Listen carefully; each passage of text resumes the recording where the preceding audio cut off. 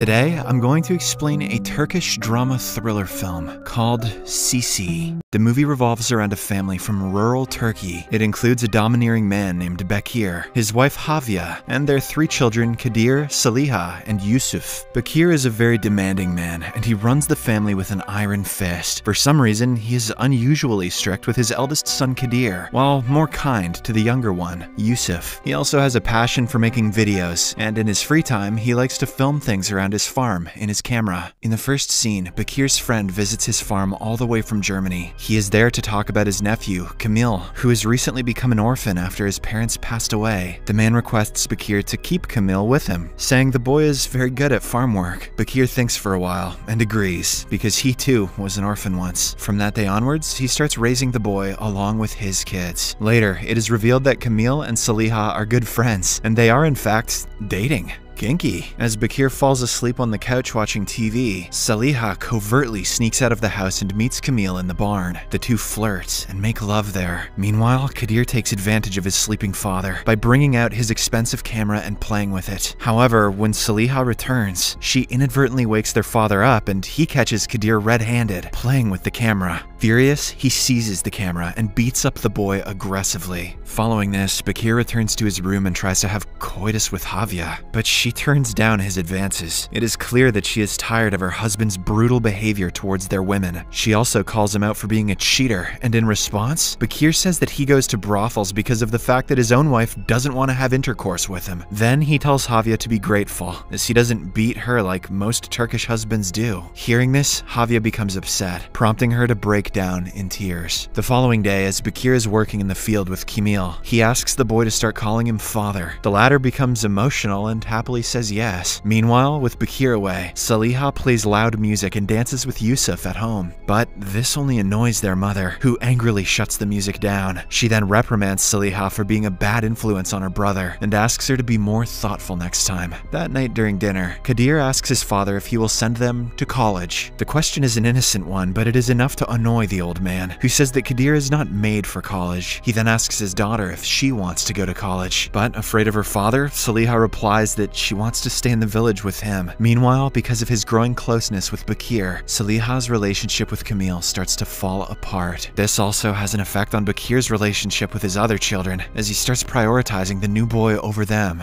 One day, Kadir plays a harmless prank on Kamil by spraying him with a water hose. Unfortunately, this infuriates Bekir, and he decides to punish his elder son. He grabs his camera and asks Kamil to spray Kadir with water in retribution. When the orphan boy hesitates to oblige, Bekir takes it upon himself to humiliate his son by drenching him and filming the whole thing. Sick prank, it'll go viral on YouTube for sure. Soon, Havia arrives and immediately rushes to her son's rescue. She somehow convinces her husband to stop the heinous act. However, he comes up with yet another brutal punishment. Bekir orders a soaking wet Kadir to stand outside in the cold all evening. Even Kamil feels bad about the whole incident, so he lets Kadir borrow his warm coat. Later, it starts to rain, and Havia brings Kadir back inside. He changes into warm clothes and watches television with his dad. After a while, the poor boy goes to bed, while Bekir again falls asleep on the couch. Seeing this, an idea strikes Havia's mind. To register her protest against Bekir's horrible treatment of their children, she lets him sleep in the cold by opening the window and putting out the fire. The next morning, Bekir falls sick, and the family finally experiences a relatively peaceful day. However, 2 weeks pass by, but he does not recover. Havia suggests calling a doctor, but her stubborn husband refuses to seek professional help. One day, tired of being bedridden all the time, Bekir musters some strength and ventures out to get some fresh air with the help of his favorite son, Yusuf. However, just as he walks a bit further, he starts coughing violently before collapsing on the ground. Sometime later, he sadly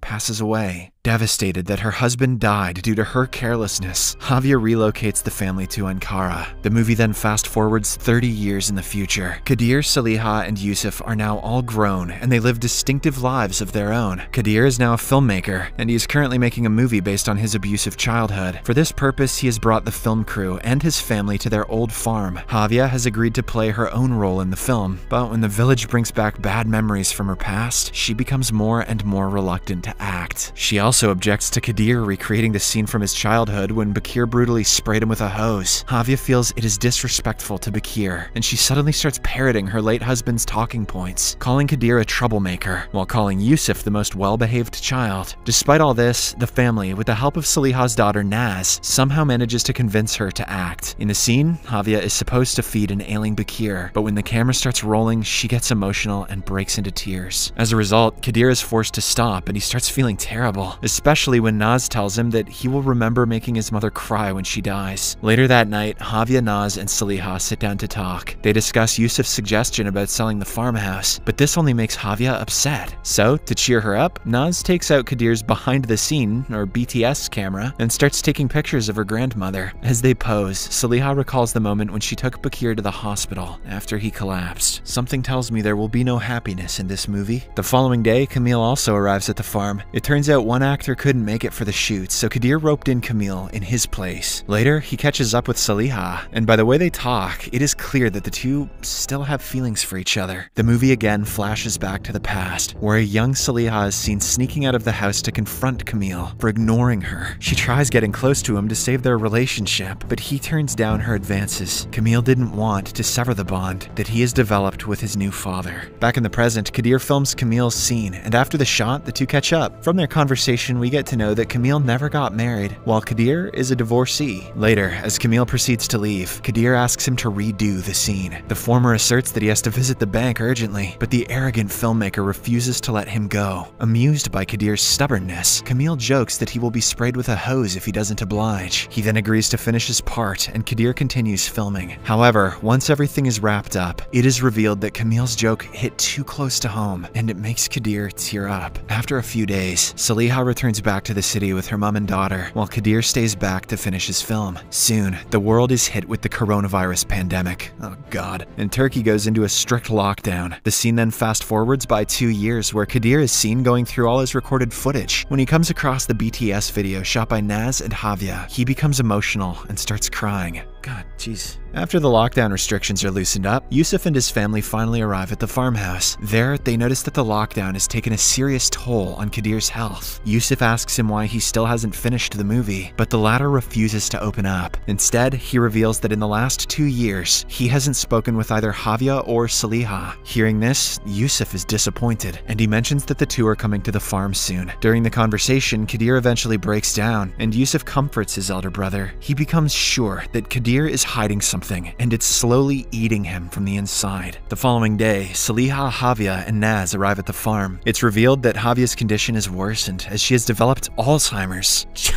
Dude. She barely recognizes anyone or anything. Meanwhile, Saliha asks her brother about the progress of his movie, and this time, Kadir replies. However, he only says that he has not been able to finish the movie because of several reasons. Elsewhere, Havia has become paranoid, and she chastises her own mirror reflection, calling it a bad girl. Later, Naz visits Kadir in the editing room and expresses concern over his current state. She then asks him about the BTS footage she shot for the movie. However, for some reason, Kadir gets angry and lies to her that he has lost it. Later that night, the three siblings contemplate selling the farmhouse. Yusuf wants to sell the property because he has lost his job due to the pandemic. Saliha and Kadir are opposed to the idea, so Yusuf makes sarcastic comments about the alimony she receives from her ex-husband. This expectedly upsets Saliha, and she calls both of her brothers out for being so clueless about her life. She explains that she has stopped receiving alimony from her ex, and that she too is struggling to pay her bills like everyone else. Hearing this, Yusuf apologizes, but then he starts making comments about his elder brother. When the situation boils out of hand, Kadir slaps him right across the face. Suddenly, Havia arrives and finally recognizes her children. She recalls the time little Yusuf came running to her to reveal that Bakir had collapsed on the ground. A happy memory at last. The movie then cuts to the past. After Bakir collapsed, the family took him to a hospital, and there, Bakir gained consciousness and told Havia that he won't make it out alive. He tells her that one day their kids will grow up and want to sell their farm, but Havia must never let them. He says he wants his grandchildren to see the farm their granddad built with his bare hands. After Bakir passed away, Havia didn't sell the property, but she didn't stay either. For a new start, she moved the family to Ankara. Saliha protested the decision, but Havia refused to listen to her. Back in the present, after dinner, the family decides to have some fun.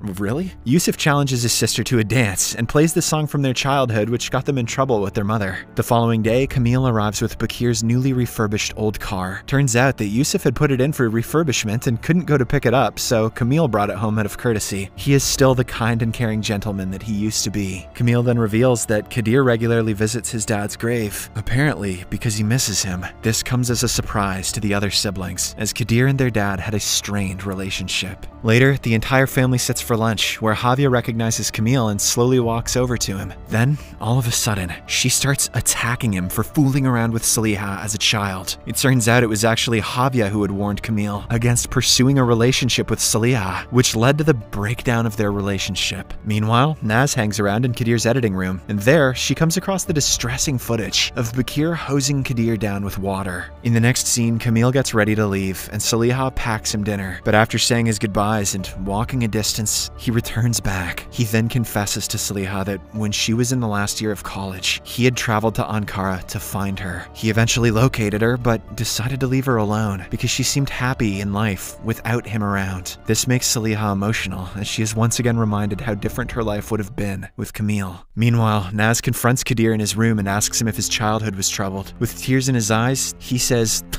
"The hell do you think?" but also mentions that he has moved on from it. Following this, Naz inquires if he has really lost the BTS footage, and when Kadir finally comes clean, she rushes to the editing room. She eventually finds the camera hidden in a drawer and plays it. The commotion attracts the attention of Saliha and Yusuf, who also gather around the screen. In a video, Javier recalls the night before Bakir fell sick. She reveals that she had slipped some sleeping pills in Bakir's tea and let him sleep in the cold without fire and open windows. Javier says that if Bakir wasn't drugged, he would have woken up and closed the windows. After watching the entire video, Naz watches in astonishment as Javier breaks into tears, regretting giving the sleeping pills to her husband. The movie ends as Kadir also arrives to confirm that Javier had a role in their father's death.